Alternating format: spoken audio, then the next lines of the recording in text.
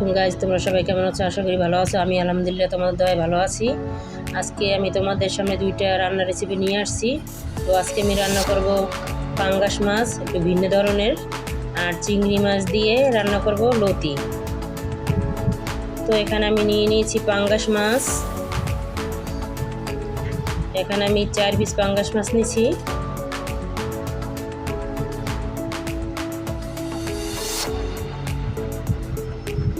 আর নিয়েছি লতি, চিংড়ি মাছ,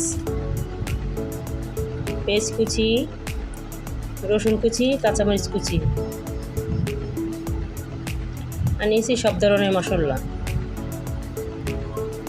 আদা রসুন পেস্ট। তো চলো রান্নায় চলে যাই।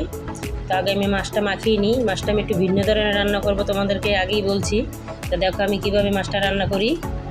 এভাবে করে মাছ রান্না করলে, পাঙ্গাস মাছ রান্না করলে মনেই হয় না যে পাঙ্গাস মাছ রান্না করছি বা পাঙ্গাস মাছ খাচ্ছি। অনেক মজার হয়। এখানে আমি সব ধরনের মশলা দিয়ে দিচ্ছি। হলুদ গুঁড়া, মরিচের গুঁড়া, লবণ, পেঁয়াজ কুচি, ধনিয়া গুঁড়া, সব কিছু দিয়ে মাছটা আমি মাখিয়ে নেব। আদা রসুন পেস্ট। এভাবে আমরা অনেক সময় ইলিশ মাছ রান্না করে থাকি। তো আজকে আমি পাঙ্গাস মাছটা এভাবে রান্না করব। এতে করে পাঙ্গাস মাছটা খেতে অনেক ভালো লাগবে। দিয়ে দিচ্ছি কিছু গরম মশলার গুঁড়া,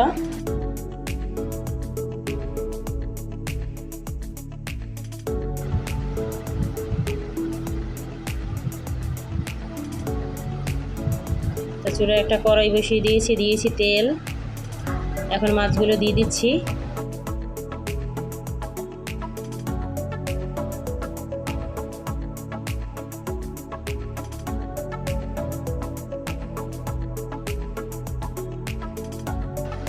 পেস্টটা আমি ভালো করে কষলে নরম করে নিচ্ছি। মাছগুলো আমার এক সাইড ভাজা হয়ে গেছে। মাছগুলো আমি অপর সাইডেও ভেজে নেব, তার জন্য আমি উল্টিয়ে দিচ্ছি মাছগুলো।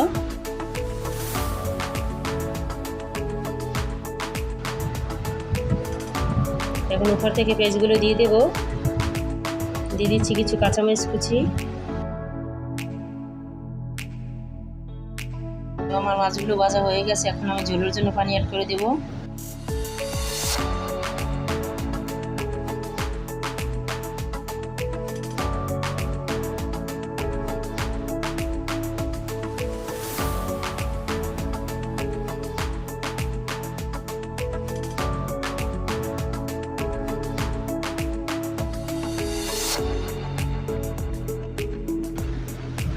মাছগুলো আমি নেড়ে চেড়ে উল্টিয়ে নিচ্ছি।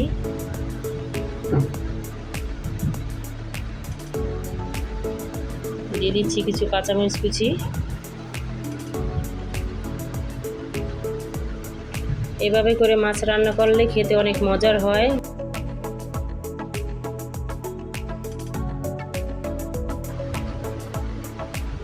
মাছগুলো আমি এক এক করে উল্টিয়ে দেব।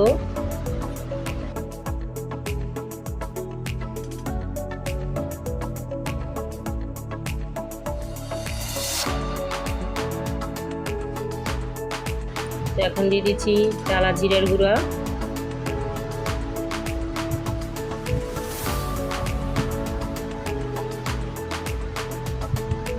দিয়ে দেবো ধনিয়া পাতা কুচি।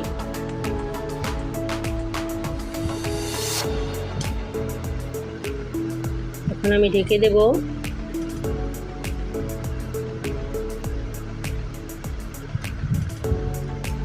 ঢাকনাটা উঠিয়ে নিলাম।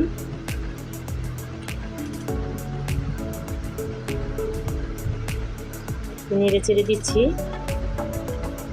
তো আমার রান্নাটা হয়ে গেছে। চুলায় একটা কড়াই বসিয়ে দিয়েছি। এখন লতিগুলো রান্না করে নেব। দিয়ে দিচ্ছি তেল, দিয়ে দিচ্ছি পেঁয়াজ কুচি, কিছু কাঁচামরিচ কুচি, রসুন কুচি, চিংড়ি মাছ দিয়ে আমি লতিটা রান্না করব।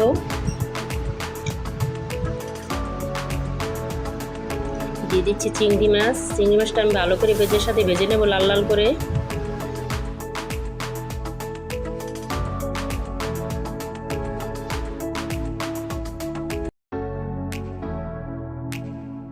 দিয়ে দিচ্ছি আদা রসুন পেস্ট, হলুদ গুঁড়া, ধনিয়া গুঁড়া, দিচ্ছি লবণ আর মরিচের গুঁড়া। দিয়ে দিচ্ছি সামান্য পরিমাণ পানি, দিয়ে মশলাটা ভালো করে কষিয়ে নেব।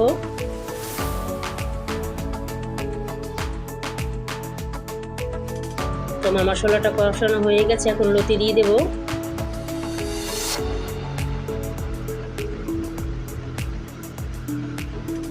দেখো লতিগুলো কত চিকন চিকন, কত সুন্দর। আমি বাজার থেকে নিয়ে আসছিলাম লতিগুলো, চিকন চিকন দেখে আমার পছন্দ হয়েছে, তার জন্য লতিগুলো নিয়ে আসছি।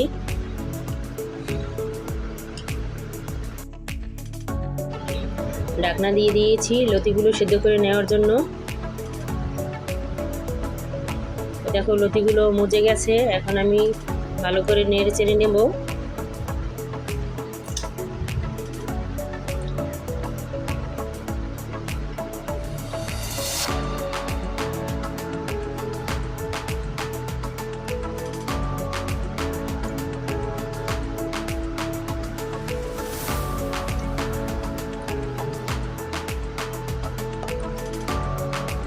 লতিগুলো কষানো হয়ে গেছে, এখন জলের জন্য পানি অ্যাড করে দিচ্ছি।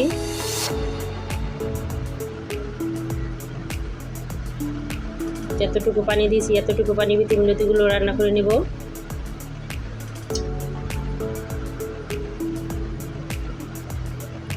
একটা ঢাকনা দিয়ে ঢেকে দিয়েছি।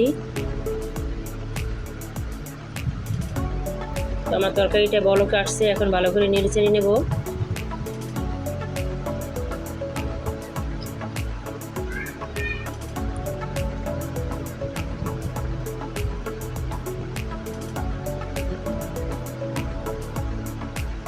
আবার আমি ঢেকে দিচ্ছি যেন লতিগুলো ভালো করে সেদ্ধ হয়। দেখো আমার লতিতে এখন অনেকটা পরিমাণ পানি আছে, তো আমি পানিগুলো শুকিয়ে নেব। লতিগুলো আমি একবারে শুকনো শুকনো করবো, কোনো ঝোল রাখবো না।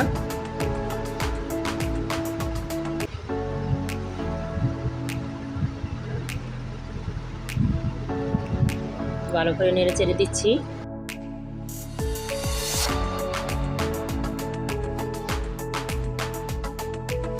দিয়ে দিচ্ছি ধনিয়া পাতা কুচি। তো আমার লতিটা প্রায় হয়ে গেছে,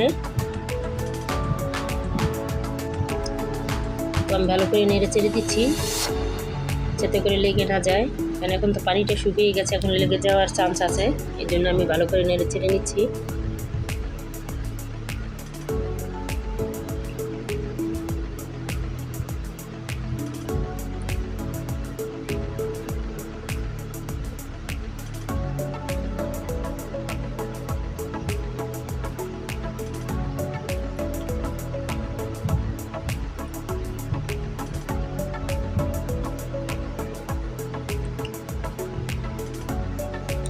লতিগুলো একটু ছড়িয়ে দিচ্ছি যাতে করে পানিটুকু টেনে যায়।